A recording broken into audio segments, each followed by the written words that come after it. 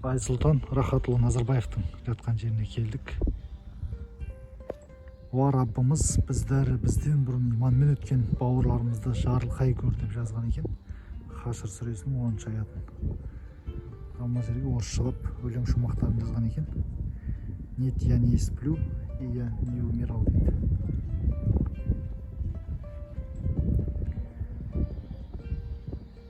Қазір мына жақта кім жатқанын көрсетіп боламын сіздерге. Кеңсай 2 зиратында орналасқан. Кеңсай 2 зираты таудың ең жоғарысында. Мына жақта Алматы қаласы керемет көрінеді. Мына жақта таудың бөктері керемет табиғат. Таза ауа, құстар сайрап тұр. Жалпы керемет көрініс. Шыршалар, гүлдер егіп, жақсы керемет жасап қойған зираттарын. Мына жақта орналасқан Олимпиада чемпионы, әлем чемпионы, Қазақстанның еңбек ері Жақсылық Үшкемпіров ағамыздың жатқан жері. Ескерткішін көріп тұрсыздар. Мына жерге менің туым арнамыз білек емес, жігері мықты жеңіске жетеді. Тәкаппарлық әлсіздердің тірегі, ал мықтылардың қағидасы қарапайымдылық деген екен. Жақсылық ағамыз қаншалықты қазақ елін еңбек етіп кеткенін білесіздер. Қаншама жастарымыз осы ағамызды көріп, спортқа баулынып, спортқа қызығып өсті. Олимпиада чемпионы Жақсылық Үшкемпіров ағамыз жатқан жер. Мына жерде Сұлтанова Гүлнайза Қуанышқызы деген кісі жатыр екен.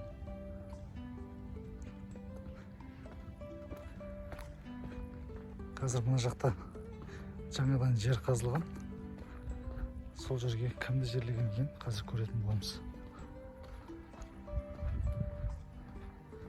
Мына жерде охрананың посты. Көріп тұрғандарыңыздай камерамен. Қазақтың басына біткен батыр ұлы Бауыржан Момышұлы атамыздың жатқан жеріне келе жатырмыз. Көбісі ойлайды Бауыржан Момышұлы өзінің туып өскен жерінде жерленген деп. Жамбыл облысында. Бауыржан Момышұлы осы Кеңсай зиратында жерленген. Кеңсай 1 зиратында. Мына жерге Құран сүрелері жазылған. Бауыржан Момышұлы атамыздың жатқан жер.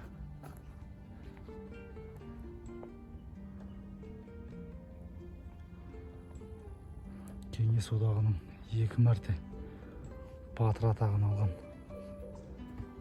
Бауыржан Момышұлы атамыз. Осы жерде жатыр екен. Қазір бұл кісінің басына да Құран бағыштап ниет етіп кететін боламыз. Бұл жерде Дінмұхаммед Ахметұлы Қонаев атамыздың жатқан жері. Бұл кісінің елімізге қаншалықты еңбек сіңгенін барлықтарыңыз білесіздер. Жанында Қонаева Зухра Шәріпқызы жатыр екен.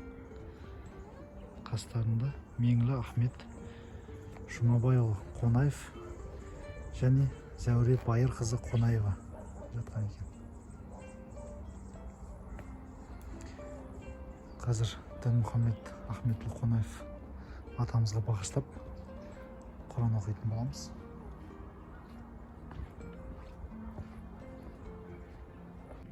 Бұл жерде Рахымжан Қошқарбаев батыр атамыздың жатқан жері. Бұл жерде көріп тұрсыздар, көк туды. Рейхстагқа ту тіккен Берлин шабуылының қаһарманы, Рейхстагқа жеңіс туын тіккен Ұлы Отан соғысының батыры Рахымжан Қошқарбаев атамыздың жатқан жері. Жатқан жері жарық, топырағы торқа болсын.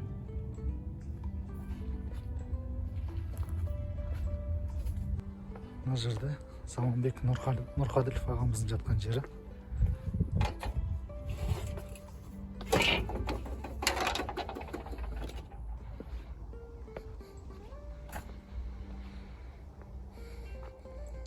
Нұрқаділ қызы Панаркүл, Молдабеков Жандос Қайсарұлы дейді. Мына жақта Самалбек Нұрқаділов ағамыздың жұбайы Нұрбеке Қажы Әлімбай қызы жатыр екен. Ал мына жерде Нұрқаділов Самалбек Қалабайұлының жатқан жері.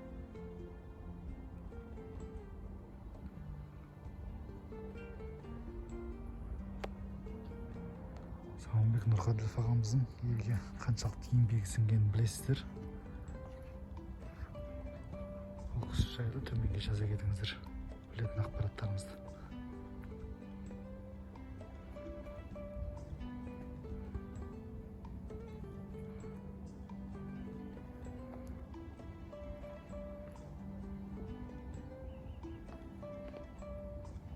Бұл жерде халық жазушысы Ғабит Мүсірепов ағамыздың жатқан жер.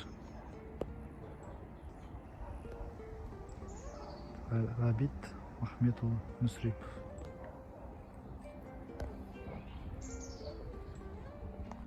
Бұл жерде халық қаһарманы Қасым Қайсенов атамыздың жатқан жері.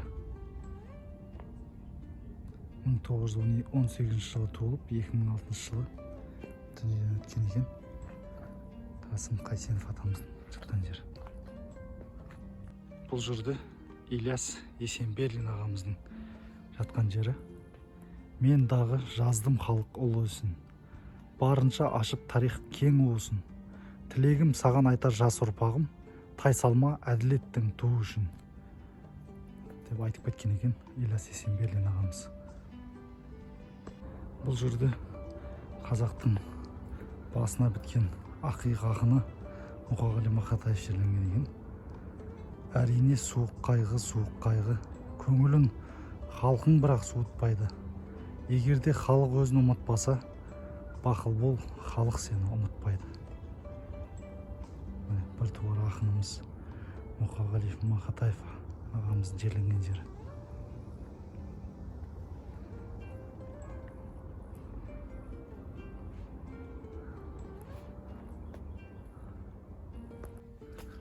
Ал бұл жерде Шәмші Қалдаяқұлы атамыздың жатқан жері. Композитор Шәмші Қалдаяқұлы атамыздың жатқан жері.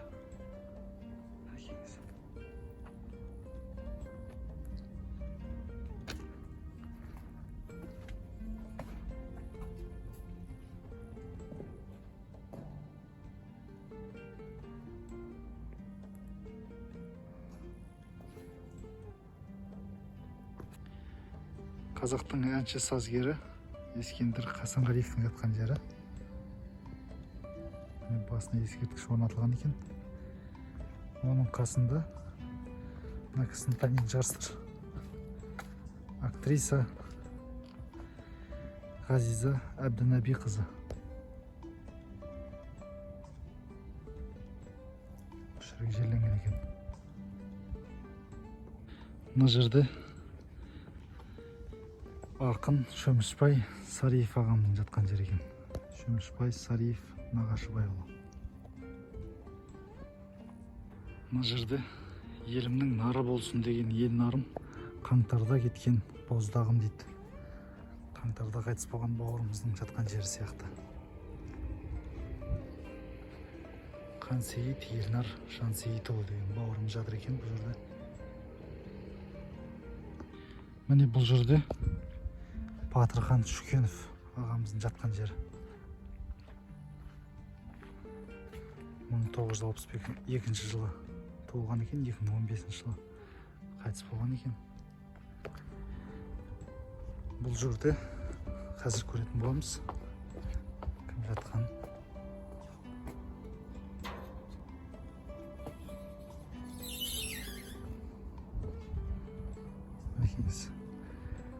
Бердібек Сапарбаев Машбекұлы деген ағамыз жатыр.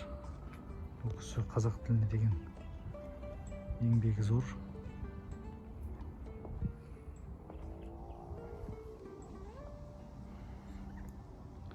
Жанына ұлын жерлеген екен.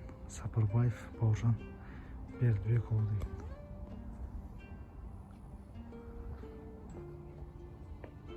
Алладан басқа ешбір тәңір жоқ, Мұхаммед оның елшісі деп жазып қойған екен. Мына жақта қазір кіріп көретін боламыз.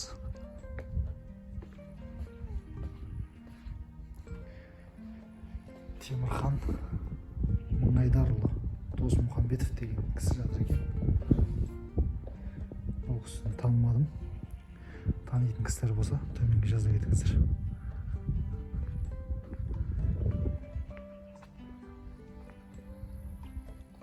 Мына жерде Әбдіжамал Кәрімұлы Нұрпейісов деген кісі жатыр екен. Бұл кісі «Қан мен тер» романның авторы сияқты. Кітаптың ескерткішін қойған екен. Мінекейіңіз «Қан мен тер» деп жазып қойған екен. Мына жақта да кісілер жерленген, бірақ ол кісілерді білмедім. Кімдер екен? Исаев Серікқан Аязұлы дейді. Мына жақта жатқан кісі.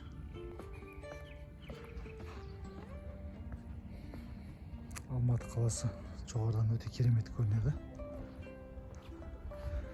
Бұл жерде жерленген Қабдулина Қазира Қабдулла қызы жерленген екен бұл жерде. Бұл кісіні де танымадым.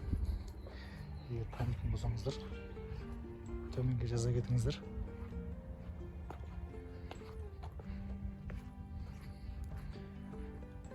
Қазір мына зиратты көретін боламыз. Кім жерленген екен бұл жерде? Енді қоршауын жалпы керемет жасаған екен бұл зиратты.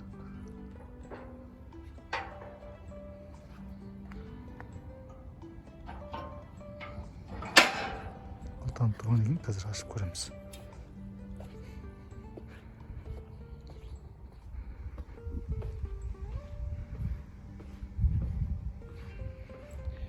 Бұл жерде жерленген Құлыбаева Раиса Алдаберген қызы жатыр екен бұл жерде.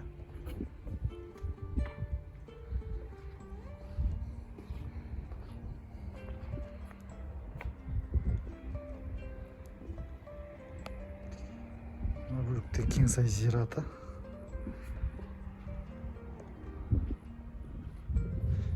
Қазір мына жақты көрсететін боламын сіздерге. Мына жерде охрананың посты бар, камера бар, қорғаудағы жер негізі. Мына жаққа жаңадан жер дайындалып, гүлдер егіліп, міне ағаштар егіліп жерленген екен. Қазір көретін боламыз. Бұл жерге Өтемұратов Әбдіжами Дүйсенұлы деген кісі жатыр екен. Ал ар жағында тағы да бір жаңадан жерленген екен, қазір көретін боламыз. Бұл жерде Қуандықов Балтабек Мұханұлы деген кісі жатыр екен. Міне қазір Кеңсай зиратын аралап жүрміз. Кеңсай зиратында өте көп осындай ескерткіштер, мешіт салынған сияқты үлкен зираттар бар да. Ол қаншалықты дұрыс деп ойлайсыздар? Зиратқа осыншалықты көп қаражат жұмсау, таңғаласыздар енді. Бір-бірімен жарысып енді үлкен ескерткіштер, үлкен зираттар салынып тастағанда мешіт құрылысына кететіндей қаражат кетіп қалған кейбір зираттарға. Қаншалықты дұрыс деп ойлайсыздар? Кеңсай 1, Кеңсай 2 зираттары енді өте үлкен екен, өте көп екен сондай зираттар. Төменге өз пікірлеріңізді жаза кетіңіздер. Бұл жерде Ермек Сергебаев ағамыздың жатқан жері. Жалпы осы Кеңсай зиратында бұдан да бөлек елімізге еңбегі сіңген қаншама тұлғалар жатыр. Мен барлығын түсірген жоқпын. Өте көп ақын, сазгер, батыр, қаншама елімізге еңбегі сіңген тұлғалар жатыр осы жерде. осында келіп Құран бағыштап зиярат етіп кетулеріңізге болады.